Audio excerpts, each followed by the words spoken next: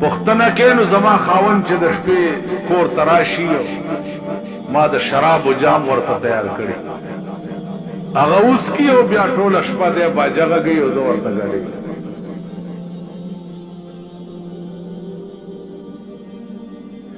ملنګوي چو دا وجدا چې دې چرته بیان کوي نو رحمت پینه وي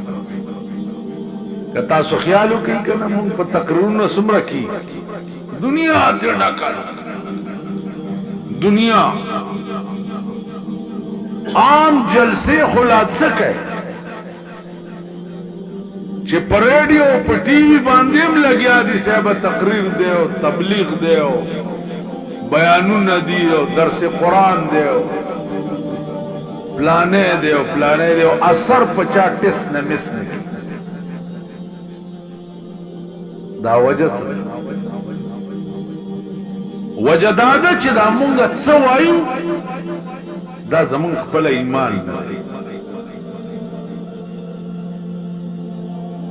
څه چې وایو دا په خپل نه کوو نو د دې وجه نه په بل چا اثر زمون خبرې نه کوي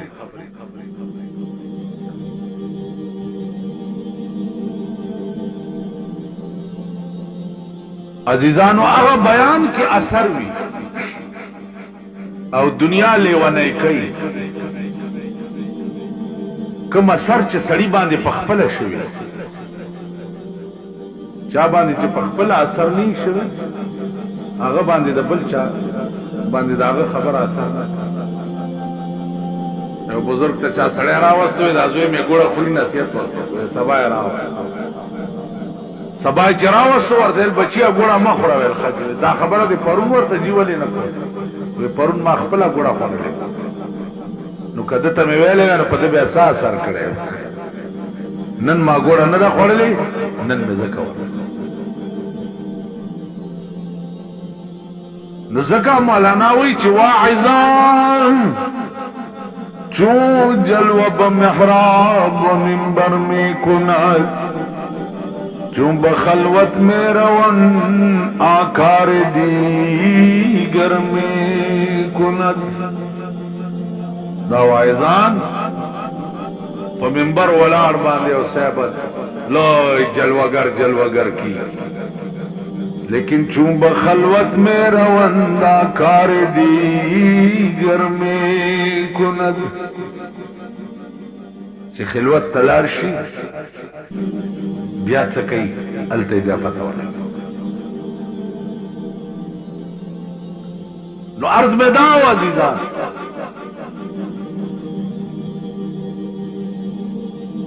چې د بزرگ تپوس کو د ښځې نه چې دا ستا خاوند له چې دا کټوری په لاس کې د شراب ورکې دی څه ووایي وی دی ووایي چې راوړه اجام خدای غفور رحیم دی عفو به وکړي او بس ویس ویل نن بیگاله چې راشي او جامو غواړي او دی ووایي چې خدای غفور رحیم دی عفو به وکړي نو بیبي ته به یو ټکی ورته وکړي ورته به وایي چې سړیه خدای غفور رحیم دی خدای په نامو کې یو نامه د قهار او د جبار او دا آیات ورته ووایا چې ان بطش ربک لشدید الله وی پیغمبر استاد خدای نیول داسې دي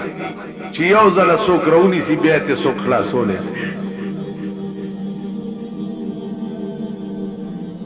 چې بیګاله حضرت راغلی دی او کور ناست دی ښځې ته یې راوړه جام خدای غفور رحیم هغې ورته ویل ښځې سړیه خدای غفور رحیم دی او قهار و جبارم دے ان بطش ربک لشدیدم دے ما غرک بربک الکریمم قرآن کے خدای ہوئی یا ایوہ الانسان ما غرک بربک الکریم اے انسانت تو سشی پا غرور کی واجولے چا خدای کریم دے تا دا غدا قهر نم ندے دا لوی لوی خلق چا سا وقت کی رونی سی دا غی دا خزو حال بیا گورا دا غی دا بچو حال بیا گورا هغه خزي چې د پډیر ناز او ادا باندې ساتلی وي هغه خزي بیا سرونه شوکي او پزمکه چکونه لګي او بادشاہي ورانه شي منټ کې په ورانه منټ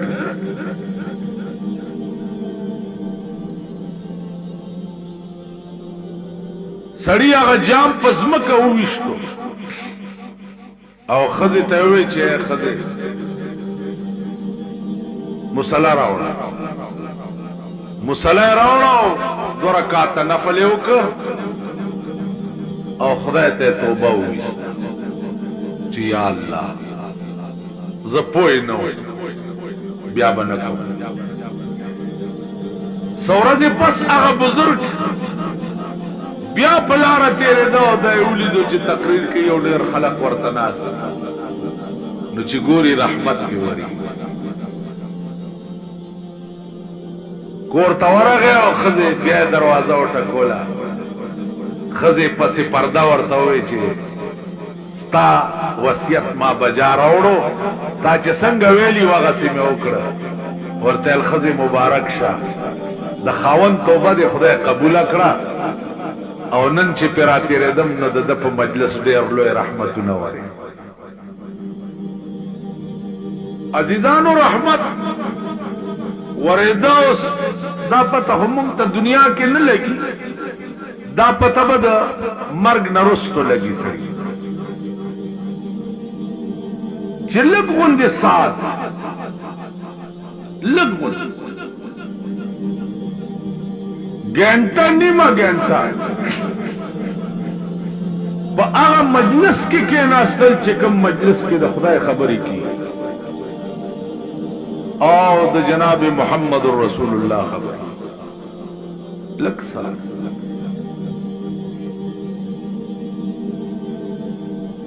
نو هغه لک ساعت چې ده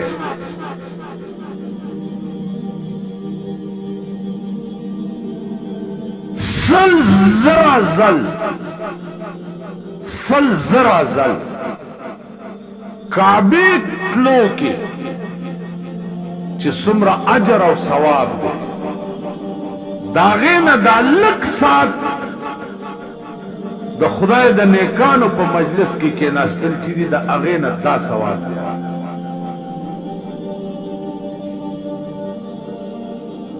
ځکه شیخ سعدی وایي چې یک زمانہ صحبت با اولیاء یک زمانہ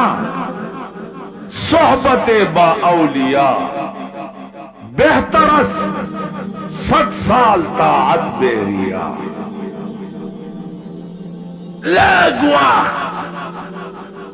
دا اولیاء په مجلس کې کېناستل بہتر 100 سال طاعت بیریا د 100 کالو عبادت بیریانا یو گھنٹه د بزرگانو په مجلس کې ناسته ثواب دی یو اولیاء چاته وي اوس د اولیاء تعریف بس د کوي چې اولیاء چاته وي مونږ چاته اولیاء وای مونږ اولیاء د جیبونو ګڼ کپانو ته وای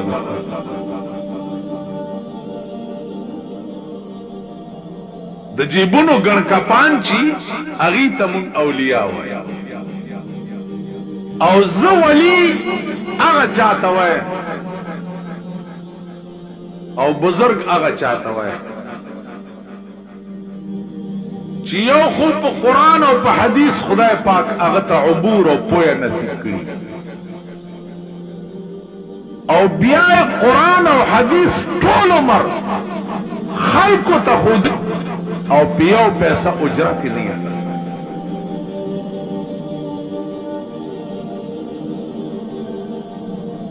دین خلقو ته د الله د پاره بیان کړي اولیاء دے خلق نیکان دے خلق تاوائے اغورد یو لیوانے غندرات ما خیالو چې دا طالب دی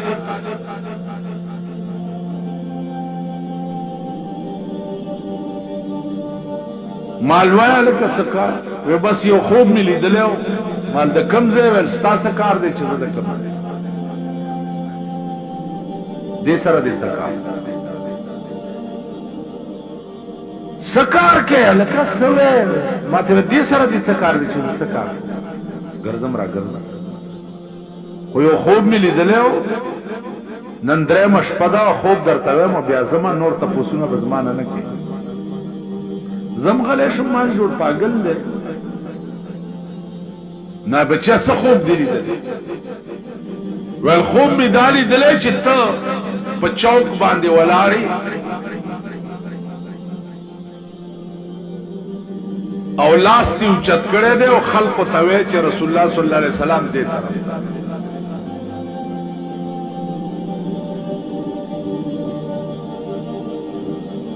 او بیا زمون استاد دے رسول اللہ صلی اللہ علیہ وسلم په یو کمره کې دننه ناشته او زمون یو استاد دے مولانا عبداللطیف صاحب وی هغه په دروازه کې ولاړ دی او رسول الله ته د ملاقات چټونه هغه ورکړي بدا خوب مې ویل او تا ته مې ویل او صادره داسې تاوکو مال خبره خو وره بس نور خبرې باندې کې بس لا زوان زلمه خسته سوچا ګیرا بلاړو څوره دې پس مې بیا ولیدو بسترای پوګوا دې چوک کې مې جولیدو نو لاس نه میونی مال تاغنه هغه چرغله ویل یما مال سکه چرته دې ول ریوان کړو ما د کم ځای ول دا تاسو باندې کې د اسمان نرالان دی او د زمکه د پاسه د دغه ځای نو مال ته سم خبره والی نه کې ما تل پیمانه وایا چې دا ما ته پته شته چې زه د کم ځای دا ما ته پته شته تو وایا پیمان چې ما ته پته شته چې زه د کم ځای تا ته پته شته چې ته د کم ځای زه پوه شوم دی خو څه بل طرف ته اشاره کوي دی خو خبر ښیي چې زه د کم ځای زه څه خبر یم چې زما خمبیر د کم ځای نه ملیکو راوچت کړی دی او کم ځای به ښخېږي نو ویل ما ته څه پته ده چې زه د کم ځای ځکه چې زمونږ کور خو هغه دی چې چېرته به ټول عمر تېروو نو ټول عمر چې زه کم ځای کې به تېروم د هغه ځای ما ته پته شته مالې نه نو ویل بیا ما نه ولې تپوس کوې چې ته د کم ځای تاسو پوه شئ دا علم اوس چا څه دی چې مونږ د کم ځای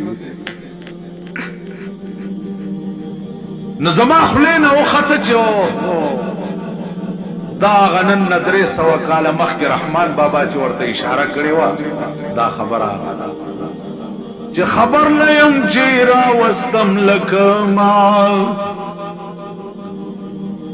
خبر نه یم چې راوستم لکه مال اوس مې کوم طرف ته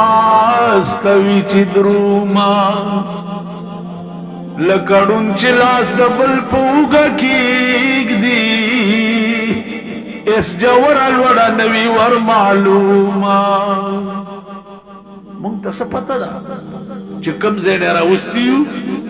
او کوم ځای ته به بوځي نو زمونږ مثال خو د ړوند دی ړوند چې د بل چا په اوږه لاس ایښی او رواني نو ړانده ته څه پته لګي چې دا بنا زه کوم طرف ته روان کړی پته لګي نو زما عزیزانو عرض مې دا و چې د نیکانو هم نشینی او د نیکانو صحبت په دې کې چې کوم اجر او ثواب دی او د دې به کوم عوض او بدله ملاویږي دا به هغه وخت کې پته ولګي یو خانو 20,000 جیره بس مکه